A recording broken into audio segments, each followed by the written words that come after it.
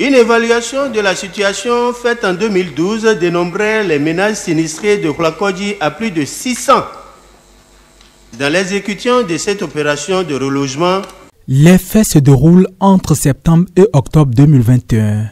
Déguerpissement et relogement des personnes occupant illégalement certaines emprises à Khoulakodji. Et c'est à ce propos que le gouvernement est interrogé ce jeudi 30 novembre à l'Assemblée nationale.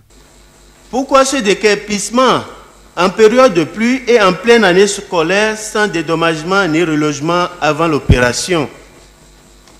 Quel est le nombre exact de ménages déguerpis? Gafaria Deschokan, l'auteur de la question orale, ne s'intéresse pas qu'à la seule opération de déguerpissement. Il interroge aussi la situation domaniale à Togbin.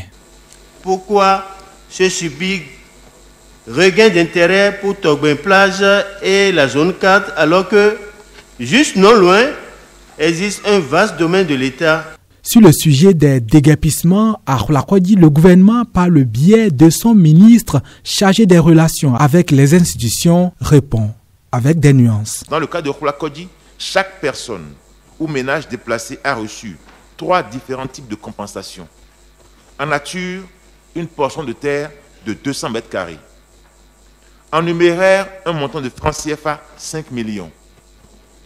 Au plan juridique, un acte d'occupation individuelle et donc un titre. Aux réponses gouvernementales à ces questions, l'auteur va réagir et le débat va s'en suivre. Débat tranché avec d'un côté l'insatisfaction qui vire à l'inquisition, de l'autre l'explication, la satisfaction qui fait place à l'encouragement à aller plus loin dans des efforts d'assainissement de cadre de vie. Cet acte est cruel, inhumain, dégradant. La population Khoula et Khouela de Cotonou ne méritent pas cela.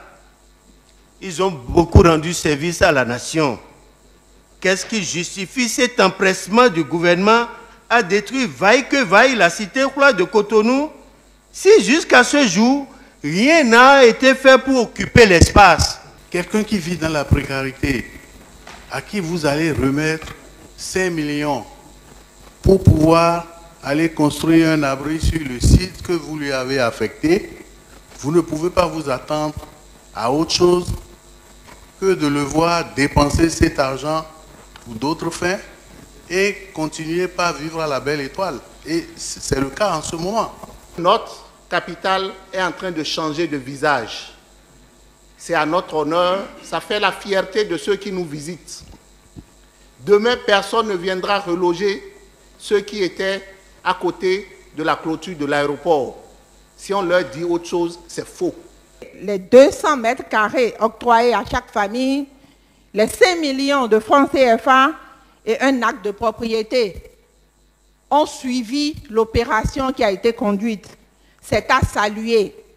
L'État n'était pas obligé de le faire, mais ils l'ont fait. Ceci s'inscrit bien dans la logique du redressement social prôné par le gouvernement de la rupture.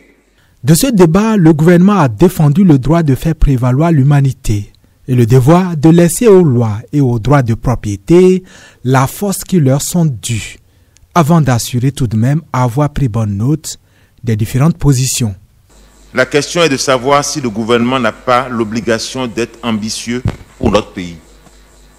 La question est de savoir si le gouvernement n'est pas garant de l'application des lois, du respect de la loi et de ce que force doit être donnée à la loi. La question orale sur les déguerpissements de Khoulakodji et de Togbin aura été un retour sur la difficile gestion des déguerpissements et des relogements au Bénin, avec en toile de fond le rapport des populations avec l'autorité de l'État. Beaucoup d'autres lois qui protègent les zones humides.